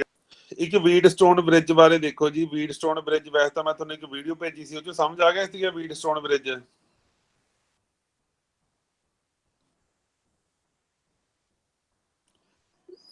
ਜੇ ਇਦਾਂ ਦੀ ਕੋਈ ਸ਼ਕਲ ਬਣੀ ਹੋਵੇ ਤੇ ਇੱਥੇ ਲੱਗਿਆ ਹੋਵੇ ਬੈਟਰੀ, ਇੱਥੇ ਤੁਹਾਡੀ ਬੈਟਰੀ ਲੱਗੀ ਹੋਵੇ ਤੇ ਇੱਥੇ ਤੁਹਾਡੀ ਇੱਕ ਰੈਜ਼ਿਸਟੈਂਸ ਲੱਗੀ ਹੋਵੇ ਰਾਜੇ, ਤਾਂ ਕਦੇ ਵੀ ਮੰਨ ਲਓ ਇੱਥੇ ਲਿਖਿਆ ਹੋਇਆ 2 ਓਮ, ਇੱਥੇ ਲਿਖਿਆ ਸਾਡਾ 3 ਓਮ, ਇੱਥੇ ਲਿਖਿਆ ਹੋਇਆ ਹੈਗਾ ਸਾਡਾ 6 ਓਮ, ਇੱਥੇ ਲਿਖਿਆ ਹੋਇਆ ਸਾਡਾ 4 ਓਮ, ਇੱਥੇ ਲਿਖਿਆ ਹੋਇਆ ਸਾਡਾ 5 ਓਮ। ਤਾਂ ਜੇ ਇਸ ਸਰਕਟ ਦੀ ਕੁੱਲ ਰੈਜ਼ਿਸਟੈਂਸ ਕੱਢਣੀ ਹੈਗੀ ਤਾਂ ਅਸੀਂ ਕਿੰਨੇ ਹੀ ਕੱਢ ਸਕਦੇ, ਕਿਉਂਕਿ ਨਾ ਤਾਂ ਇੱਥੇ ਕੋਈ ਸੀਰੀਜ਼ ਦੇ ਵਿੱਚ ਆ, ਨਾ ਇੱਥੇ ਕੋਈ ਪੈਰਲਲ ਦੇ ਵਿੱਚ ਆ। ਤੇ ਇਹਨੂੰ ਕੱਢਣ ਵਾਸਤੇ ਸਾਨੂੰ ਕੀ ਕਰਨਾ ਪੈਂਦਾ ਹੁੰਦਾ ਗਾ, ਅਸੀਂ ਕੀ ਦੇਖਦੇ ਹੁੰਦੇ ਆ ਵੀ ਆਹ 2 ਰੈਜ਼ਿਸਟੈਂਸਾਂ ਆ ਜੀ, ਆਹ 2 ਰੈਜ਼ਿਸਟੈਂਸਾਂ ਚੰਗੀਆਂ ਭਲੀਆਂ ਸੀਰੀਜ਼ ਸੀਗੀਆਂ, ਆਹ ਰੈਜ਼ਿਸਟੈਂਸ ਨੇ ਇਹਨੂੰ ਇੱਥੋਂ ਅੱਡ ਕਰਤਾ। ਜੇ ਨਾ ਹੁੰਦੀ ਰੈਜ਼ਿਸਟੈਂਸ ਤਾਂ ਇਹ ਸੀਰੀਜ਼ ਹੁੰਦੀਆਂ 2 ਤੇ 3।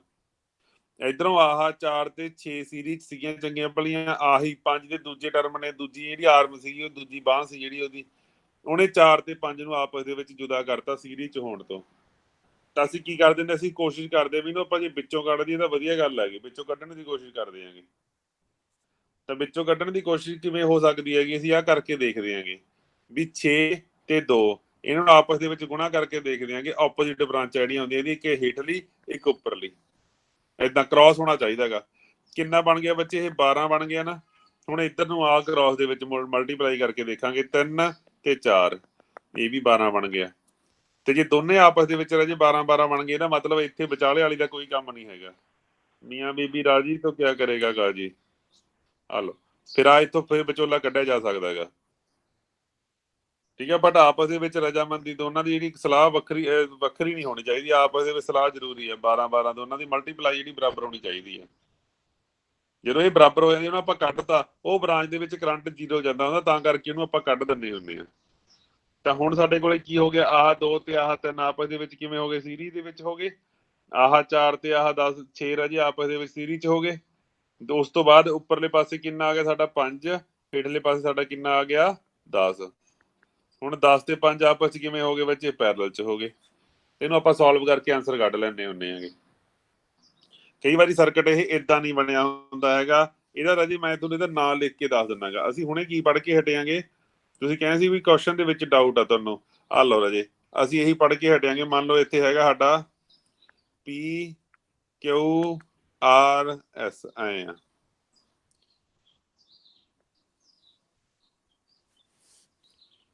ਹੁਣ ਮੈਂ ਪੁੱਠਾ ਬਣਾਤਾ, ਉੱਪਰ ਲਾਤਾ ਵੋਲਟੇਜ ਸੋਰਸ। ਪਹਿਲਾਂ ਦੇਖੋ ਵੋਲਟੇਜ ਸੋਰਸ ਕਿੱਥੇ ਲੱਗਿਆ ਸੀਗਾ, ਇਹਨਾਂ ਟਰਮੀਨਲਾਂ ਤੇ ਲੱਗਿਆ ਸੀਗਾ, ਹੁਣ ਕਿੱਥੇ ਉੱਪਰਲਿਆਂ ਦੇ ਲਾਤਾ, ਇੱਥੇ ਲਾਤਾ। ਤਾਂ ਇਸ ਗੱਲ ਦੇ ਨਾਲ ਕੋਈ ਫਰਕ ਨਹੀਂ ਪੈਂਦਾ ਵੀ ਵੋਲਟੇਜ ਸੋਰਸ ਕਿੱਥੇ ਲੱਗਿਆ ਹੋਇਆ ਹੈਗਾ।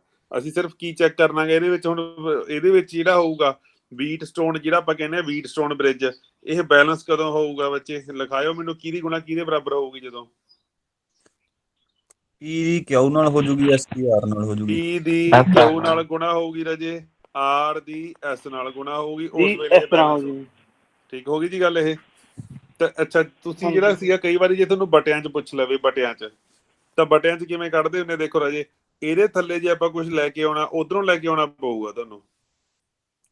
ਤਾਂ ਕੀ ਲੈ ਕੇ ਆਉਣਾ ਉਧਰੋਂ, ਜੇ ਕੋਈ ਵੀ ਆਰ ਨੂੰ ਮੰਨ ਲਓ ਤੁਸੀਂ ਚੱਕਣਾ ਚਾਹੁੰਦੇ ਹੋ, ਆਰ ਨੂੰ ਚੱਕ ਕੇ ਇਹਦੇ ਥੱਲੇ ਲੈ ਕੇ ਆਉਣਾ ਚਾਹੀਦਾ, ਤਾਂ P/R ਆਊਗਾ ਨਾ, ਐਸ ਬਟਾ ਕਿਆ ਹੋਊਗਾ, ਕੱਲਾ S, ਇਹਦੇ ਥੱਲੇ Q ਆ ਜਾਊਗਾ। ਤਾਂ P/R ਦੀ ਜਿਹੜੀ ਰੇਸ਼ੋ ਕਹਿੰਦਾ Q/S ਦੇ ਬਰਾਬਰ। P/R ਦੀ ਜਿਹੜੀ ਰੇਸ਼ੋ ਆ ਗਈ ਇਹਦੀ ਉੱਪਰਲੇ, ਇਸ ਬ੍ਰਾਂਚ ਦੇ ਉੱਪਰਲਿਆਂ ਦੀ ਜਿਹੜੀ ਰੇਸ਼ੋ ਆ ਗਈ, ਇਧਰੋਂ ਪਹਿਲਾਂ ਉੱਚਾ ਲੈਣਾ, ਇਹਨੂੰ ਨੀਵਾਂ, ਇਹ ਹੇਠਾਂ ਲੈਣਾਗਾ। ਉਸੇ ਤਰੀਕੇ ਨਾਲ ਹੇਠਾਂ ਵੀ ਇਹਨੂੰ ਉੱਪਰ ਲੈਣਾ, ਇਹਨੂੰ ਹੇਠਾਂ। ਦੇਖੋ ਰਾਜੇ ਕੀ ਕਰ ਰਹੇ ਆ ਆਪਾਂ, ਆਹ ਲਾਈਨ ਤੋਂ ਇਹ ਹੈਗਾ ਉੱਪਰ ਵਾਲੀਆਂ ਰੈਜ਼ਿਸਟੈਂਸਾਂ, ਤੇ ਆਹ ਹੈਗੀਆਂ ਸੱਜੇ ਖੱਬੇ, ਆਹ ਹੈਗਾ ਖੱਬਾ, ਆਹ ਹੈਗਾ ਸੱਜਾ। P/P ਨੂੰ ਆਪਾਂ ਉੱਪਰ ਵਾਲੀ ਨੂੰ ਉੱਪਰਲੇ ਨਾਲ ਦੇਖਣਾ ਰਾਜੇ, ਰੇਸ਼ੋ P ਦੀ ਦੇਖਣੀ ਆ R ਦੇ ਨਾਲ, ਤੇ ਹੇਠਾਂ ਵਾਲੇ ਦੀ ਜੇ P ਉੱਪਰ ਰੱਖਿਆ ਸੀਗਾ, ਖੱਬਾ ਪਾਸਾ ਉੱਪਰ ਰੱਖਿਆ ਸੀਗਾ, ਤਾਂ ਖੱਬੇ ਪਾਸੇ ਵਾਲੀ S ਉੱਪਰ ਰੱਖ ਲਈ ਆਪਾਂ। ਹੇਠਾਂ ਦੇਖਣੀ ਆ Q ਨਾਲ, ਤਾਂ P ਦੀ ਦੇਖਣੀ ਆ ਕਿ P/R ਤੇ S/Q ਇੱਕੋ ਹੀ ਗੱਲ ਆ। ਜਾਂ ਤੁਸੀਂ ਇਹਨੂੰ ਏਦਾਂ ਵੀ ਕਰ ਸਕਦੇ ਸੀਗੇ, ਮੰਨ ਲਓ ਤੁਸੀਂ Q ਨੂੰ ਰੱਖਣ ਦੀ ਬਜਾਏ ਰਾਜੇ ਆਹ P ਨੂੰ ਇੱਧਰ ਰੱਖਿਆ ਸੀਗਾ ਨਾ, Q ਨੂੰ ਰੱਖ ਲੈਂਦੇ ਇੱਧਰ। ਦੇਖੋ P/Q, R/S, ਤਾਂ ਤੁਸੀਂ Q ਨੂੰ ਇੱਧਰ ਰੱਖ ਲਿਆ ਵਿੱਚ, ਉਧਰਲੇ ਪਾਸੇ R ਉਧਰ ਪਿਆ ਸੀਗਾ, S ਇਹਦੇ ਥੱਲੇ ਲੈ ਆਏ, Q/S ਤੇ R/P। ਆ ਵੀ ਕਰ ਸਕਦੇ ਸੀਗੇ ਤੁਸੀਂ, Q/S ਹੇਠਾਂ ਵਾਲੀ ਸੱਜਾ ਖੱਬਾ, ਉੱਪਰਲਾ ਸੱਜਾ ਖੱਬਾ। ਤਾਂ ਮੇਨ ਤਾਂ ਯਾਰ ਮੈਂ ਤਾਂ ਤੁਹਾਨੂੰ ਇਹਦੀ ਸਲਾਹ ਦੇਵਾਂਗਾ ਵੀ ਤੁਸੀਂ ਹਮੇਸ਼ਾ ਇਕੁਏਸ਼ਨ ਲਿਖ ਕੇ ਦੇਖ ਲੈਣੀ ਹੈਗੀ, ਗੁਣ ਵਾਲੀ ਲਿਖ ਕੇ ਦੇਖ ਲੈਣੀ ਹੈ, ਥੱਲੇ ਉੱਪਰ ਥੱਲੇ ਦਾ ਕਿਵੇਂ ਮਰਜ਼ੀ ਕਰੀ ਜਾਇਓ। ਸਰ ਇੱਕ ਹੋਰ ਪੁੱਛਣਾ ਸੀ ਸਰ, ਜਿਹੜਾ ਇਹਦੇ ਚ ਆਪਾਂ ਜਿਹੜੀ ਸਪਲਾਈ ਹੈ ਮੰਨ ਲਓ ਪੀਕਊਰ ਦੇ ਉੱਪਰ ਦਿੱਤੀ ਹੋਈ ਹੈ, ਹਾਂਜੀ ਜੇ ਸਰ ਜਿੱਥੇ ਮੰਨ ਲਓ ਜਿਵੇਂ ਆਰ ਤੇ ਐਚਓ ਮਿਲਦੇ ਆ, ਜੇ ਉਸ ਪੁਆਇੰਟ ਤੇ ਸਪਲਾਈ ਦਿੱਤੀ ਹੋਵੇ ਜੀ। 1 ਮਿੰਟ ਕਰ ਜੀ ਰਾਜੇ।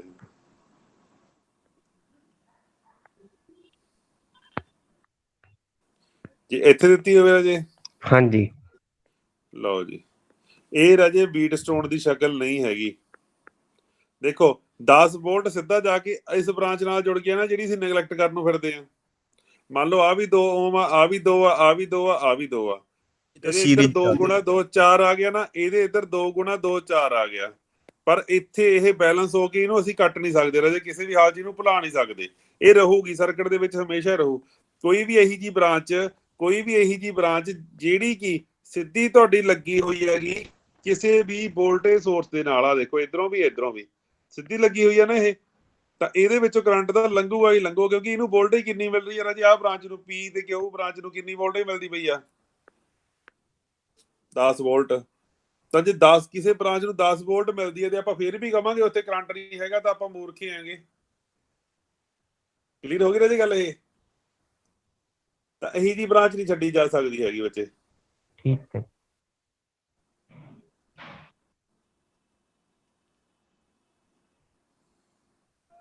ਠੀਕ ਹੈ ਰਾਜੇ? ਠੀਕ ਹੈ ਸਰ। ਡਾਊਟ ਪੁੱਛੋ ਰਾਜੇ ਜਿੰਨੇ ਹੋ ਸਕਦੇ ਆਪਦੇ, ਹੋਰ ਦੱਸੋ ਜੀ। ਇੱਕ ਡਾਊਟ ਹੋਰ ਹੈਗਾ ਜਿਹੜਾ ਪੁੱਛਿਆ ਹੋਇਆ ਕਾਫੀਆਂ ਨੇ। ਲਓ,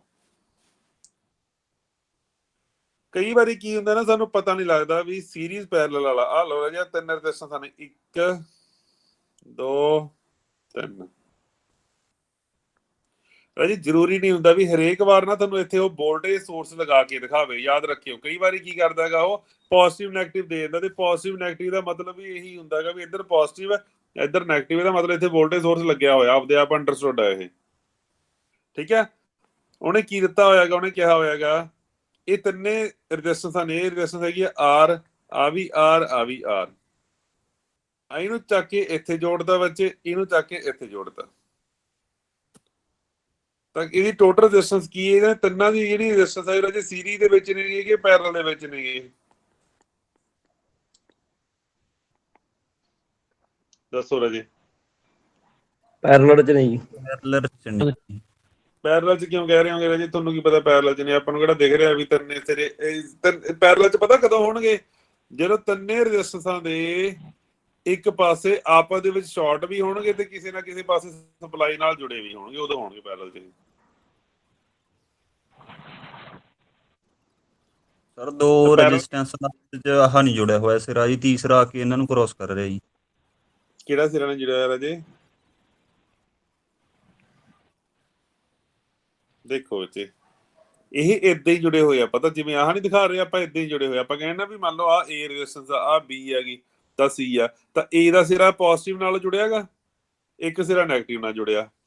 B ਦਾ ਇੱਕ ਸਿਰਾ ਪੋਜ਼ਿਟਿਵ ਨਾਲ, ਇੱਕ ਸਿਰਾ ਨੈਗੇਟਿਵ ਨਾਲ। C ਦਾ ਇੱਕ ਸਿਰਾ ਪੋਜ਼ਿਟਿਵ ਨਾਲ, C ਦਾ ਇੱਕ ਸਿਰਾ ਨੈਗੇਟਿਵ ਨਾਲ। ਤਾਂ ਆਪਣਾ ਪੈਰਲਲ, ਇਹਨੂੰ ਆਪਾਂ ਪੈਰਲਲ ਕਹਿ ਸਕਦੇ ਹਾਂ। ਇਹਨੂੰ ਜਿਹੜਾ ਆਪਣਾ ਮਟੇਰਿਆਂਗਾ ਮੈਂ, ਤਾਂ ਦੇਖਦੇ ਹਾਂ ਆਪਾਂ ਉੱਪਰਲੇ ਦੇ ਵਿੱਚ ਇਦਾਂ ਹੁੰਦਾਗਾ। ਧਿਆਨ ਨਾਲ ਦੇਖੋ ਰਾਜੇ, ਇੱਥੇ ਆਪਾਂ ਪੋਜ਼ਿਟਿਵ ਮੰਨਿਆ ਨਾ, ਇੱਥੇ ਆਪਾਂ ਨੈਗੇਟਿਵ ਮੰਨਿਆ। ਦੇਖੋ ਜਿਹੜਾ ਪੋਜ਼ਿਟਿਵ ਕਰੰਟ ਆ, ਇੱਕ ਤਾਂ ਇੱਥੇ ਬਾਅਦ ਇੱਥੇ ਇੱਧਰ ਨੂੰ ਵੰਡਿਆ ਜਾਊਗਾ, ਉਹ ਇੱਕ ਉਹ ਜਾ ਰਿਹਾ ਉੱਪਰ ਨੂੰ।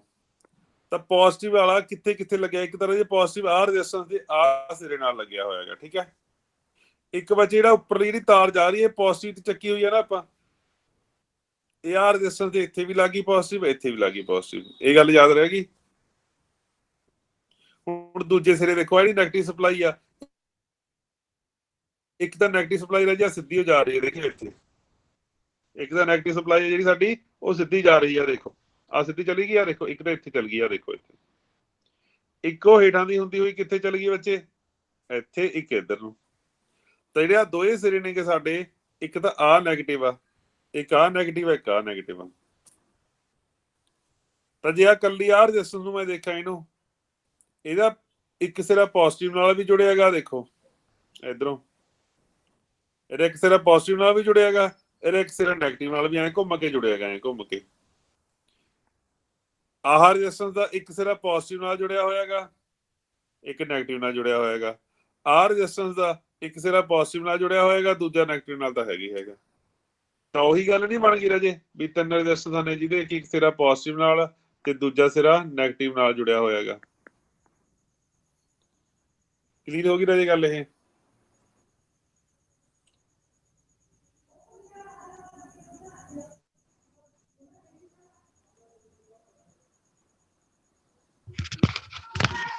ਸਰ ਇਹਦੇ ਵਿੱਚ ਮੰਨ ਲਓ ਜਿਵੇਂ ਆਪਾਂ ਰੈਜ਼ਿਸਟੈਂਸ ਇੱਕ ਕੱਟ ਦਈਏ ਤਾਂ ਫਿਰ ਤਾਂ ਸਰਕਟ ਨਹੀਂ ਨਾ ਬਣਦਾ ਇਹ। ਜੇ ਆਪਾਂ ਤੀਜਾ ਰੈਜ਼ਿਸਟੈਂਸ ਆਪਾਂ ਕੱਟਦਾ ਤੇ ਇਹਨੂੰ ਆਪਾਂ ਇੱਥੇ ਜੋੜਤਾ, ਇੱਥੇ ਹਨਾ, ਉੱਪਰਲਾ ਤਾਂ ਇੱਥੇ ਆ ਕੇ ਲੱਗੂ ਨਾ। ਤੀਜੀ ਕੱਟਦੀ ਆਪਾਂ ਜਿਹੜੀ ਇੱਥੇ ਲੱਗੀ ਹੋਈ ਸੀ ਉਹ ਆਪਾਂ ਕੱਟਤੀ, ਹਾਂਜੀ ਤੇ ਆਹ ਕਿੱਥੇ ਨੈਗੇਟਿਵ ਇੱਥੇ ਲਾਈ, ਆਹ ਪੋਜ਼ਿਟਿਵ ਆ ਨੈਗੇਟਿਵ ਆ ਹਨਾ। ਆਹ ਰੈਜ਼ਿਸਟੈਂਸ ਹੈਗੀ ਆ ਜੀ 2 ਓਮ ਦੀ, ਆਹ ਹੈਗੀ ਆ 4 ਓਮ ਦੀ। ਹੁਣ ਆਹ ਦੋਨੇ ਸੀਰੀਜ਼ 'ਚ ਨਹੀਂ ਹੈ, ਇਹ ਗੱਲ ਪੱਕੀ ਹੈ ਨਾ। ਤਾਂ ਟੋਟਲ ਰੈਜ਼ਿਸਟੈਂਸ ਦੱਸਿਓ ਮੈਨੂੰ ਕਿੰਨੀ ਹੈ ਇਹਦੀ। 6 ਜੀ। ਟੋਟਲ ਰੈਜ਼ਿਸਟੈਂਸ ਦੱਸੋ ਰਾਜੇ ਕਿੰਨੀ ਹੈ ਇਹਦੀ। 0 ਓਮ ਆ ਜੀ। ਕਿਹਨੇ ਬੋਲਿਆ 0? ਜੋ ਉੱਪਰੋਂ ਸਿੱਧਾ ਜਾਂਦਾ ਨਹੀਂ ਕਰੰਟ ਤਾਂ ਉੱਪਰ ਦੇ ਬਿਲਕੁਲ ਟੱਪ ਜੀ। ਜੂਗਾ ਸ਼ਾਰਟ ਸਿੱਧਾ। ਸਰਕਟ ਹੋ ਗਿਆ ਨਾ। ਬੱਚੇ ਇਹਨੂੰ ਆਪਾਂ ਸੀਰੀਜ਼ 'ਚ ਦੇਖੋ, ਕਰੰਟ ਹਮੇਸ਼ਾ ਲੋ ਰੈਜ਼ਿਸਟੈਂਸ ਪਾਥ ਲੈਂਦਾ, ਲੋ ਰੈਜ਼ਿਸਟੈਂਸ ਪਾਥ ਲੈਂਦਾ ਹੁੰਦਾ। ਜੇ ਕਿਤੇ 0 ਵਾਲਾ ਪਾਥ ਮਿਲ ਜੇ ਇਹਨਾਂ ਨੂੰ, ਉਹਨੂੰ ਕੀ ਲੋੜ ਆ ਰਾਜੇ ਇੰਨੀ ਔਖੇ ਹੋ ਕੇ ਜਾਣ ਦੀ ਵੀ 6 ਓਮ ਇੱਕ ਪ੍ਰਤੀਰੋਧ ਦੇ ਵਿੱਚੋਂ ਦੀ ਲੰਘੇ। ਜਦ ਉਹਨੂੰ ਪਤਾ ਵੀ ਇੱਧਰ ਸਾਡੇ ਕੋਲ ਜਿਹੜਾ ਮੈਂ ਜੇ ਹਰੇਕ ਕਰੰਟ ਦੀ ਮੰਜ਼ਿਲ ਕੀ ਹੁੰਦੀ ਆ ਰਾਜੇ, ਪੋਜ਼ਿਟਿਵ ਚੋਂ ਨਿਕਲਣਾ, ਤੇ ਉਹਨੇ ਪਹੁੰਚਣਾ ਕਿੱਥੇ ਹੁੰਦਾ ਪਤਾ, ਨੈਗੇਟਿਵ ਤੇ। ਤੇ ਰਾਜੇ ਉਹਦੇ ਕੋਲ ਇੱਕ ਰਾਹ ਹੈਗਾ ਵੀ ਉਹ 6 ਓਮ ਦੀ ਰੈਜ਼ਿਸਟੈਂਸ ਦੇ ਵਿੱਚ ਦੀ ਹੋ ਕੇ ਜਾਵੇ, ਇੱਕ ਰਾਹ ਹੈਗਾ ਵੀ ਇੱਕ ਤਾਰ ਦੇ ਵਿੱਚ ਦੀ ਹੋ ਕੇ ਜਾਵੇ। ਤਾਂ ਕਰੰਟ ਰਾਜੇ ਕਿਉਂ ਹੋ ਕੇ ਜਾਊਗਾ ਇੱਧਰ ਨੂੰ, ਕਿਉਂ ਹੋ ਕੇ ਜਾਊਗਾ? ਸਾਰਾ ਜਿਹੜਾ ਕਰੰਟ ਹੈਗਾ ਸਾਡਾ ਉਹ ਏਦਾਂ ਆ ਕੇ ਵਾਪਸ ਏਦਾਂ ਚਲਾ ਜਾਏਗਾ। ਤਾਂ ਆਹ ਰੈਜ਼ਿਸਟੈਂਸ ਤਾਂ ਰਾਜੇ ਸਾਡੀਆਂ ਪਈਆਂ ਰਹਿ ਗਈਆਂ, ਇਹਦੇ ਵਿੱਚ ਦੀ ਕੋਈ ਕਰੰਟ ਨਹੀਂ ਗਿਆ ਹੈਗਾ, ਇਹ ਤਾਂ ਪਈਆਂ ਰਹਿ ਜਾਣਗੀਆਂ। ਤਾਂ ਇਹਦੀ ਜਿਹੜੀ ਟੋਟਲ ਰੈਜ਼ਿਸਟੈਂਸ ਆ ਸਾਡੀ ਕਿੰਨੀ ਆ, 0 ਆ। ਤਾਂ ਕਿਸੇ ਵੀ ਰੈਜ਼ਿਸਟੈਂਸ ਨੂੰ ਜੇ ਕੋਈ ਆ ਸ਼ਾਰਟ ਸਰਕਟ, ਜੇ ਕੋਈ ਤਾਰ ਸ਼ਾਰਟ ਕਰਦੀ ਹੋਵੇ ਤਾਂ ਕਦੇ ਵੀ ਉਹਦੇ ਵਿੱਚ ਦੀ ਕਰੰਟ ਨਹੀਂ ਜਾਂਦਾ ਹੁੰਦਾ। ਮੰਨ ਲਓ ਕੋਈ ਪੱਖਾ ਲੱਗਿਆ ਹੋਇਆ ਤੁਹਾਡੇ ਘਰ ਦੇ ਵਿੱਚ, ਪੱਖਾ ਲੱਗਿਆ ਹੋਇਆ ਰਾਜੇ, ਇਹਦਾ ਇੱਕ ਪੋਜ਼ਿਟਿਵ ਇੱਕ ਨੈਗੇਟਿਵ ਆ ਬਾਹਰੋਂ ਤਾਰਾਂ ਨਹੀਂ ਆ ਸਾਡੀਆਂ ਪੋਜ਼ਿਟਿਵ ਨੈਗੇਟਿਵ। ਜਦੋਂ ਤੱਕ ਤਾਂ ਵਾਇੰਡਿੰਗ ਦੇ ਵਿੱਚ ਦੀ ਕਰੰਟ ਲੰਘਦਾ ਹੈਗਾ ਠੀਕ ਆ, ਪੱਖਾ ਚੱਲਦਾ ਹੈਗਾ ਸਾਡਾ। ਜਿਹੜਾ ਜੇ ਆ ਮੰਨ ਲਓ ਬਾਹਰਲੇ ਪਾਸੇ ਪੋਜ਼ਿਟਿਵ ਨੈਗੇਟਿਵ ਕਿਸੇ ਕਾਰਨ ਕਰਕੇ ਸ਼ਾਰਟ ਹੋ ਜਾਣਾ, ਤਾਂ ਇੱਧਰ ਨੂੰ ਕਰੰਟ ਜਾਊਗਾ, ਪੱਖੇ 'ਚ ਨਹੀਂ ਜਾਂਦਾ ਹੈਗਾ, ਉਹ ਤਾਂ ਸ਼ਾਰਟ ਹੋ ਜਾਂਦਾ ਇੱਥੇ। ਕਲੀਅਰ ਹੋ ਗਈ ਜੀ ਗੱਲ ਇਹ? ਇੱਥੇ ਰਾਜੇ ਆਪਾਂ ਆਹ 2 ਟਰਮੀਨਲਾਂ ਦੇ ਉੱਪਰ ਅਸੀਂ ਟੋਟਲ ਰੈਜ਼ਿਸਟੈਂਸ ਕੈਲਕੂਲੇਟ ਕਰਨੀ ਹੈ ਵੀ ਕਿੰਨੀ ਹੋਊਗੀ। ਪਤਾ ਕਿੰਨੀ ਹੋਊਗੀ? ਵੈਲਿਊ ਨਹੀਂ ਦਿੱਤੀਆਂ ਹੋਈਆਂ, ਇਕੱਲਾ ਆਰ ਦਿੱਤਾ ਹੋਇਆ ਹੈਗਾ, ਆਰ ਵੈਲਿਊ ਹੀ ਹੈਗੀ। ਕਿਵੇਂ ਸੋਲਵ ਕਰਾਂਗੇ ਇਹਨੂੰ ਪਤਾ?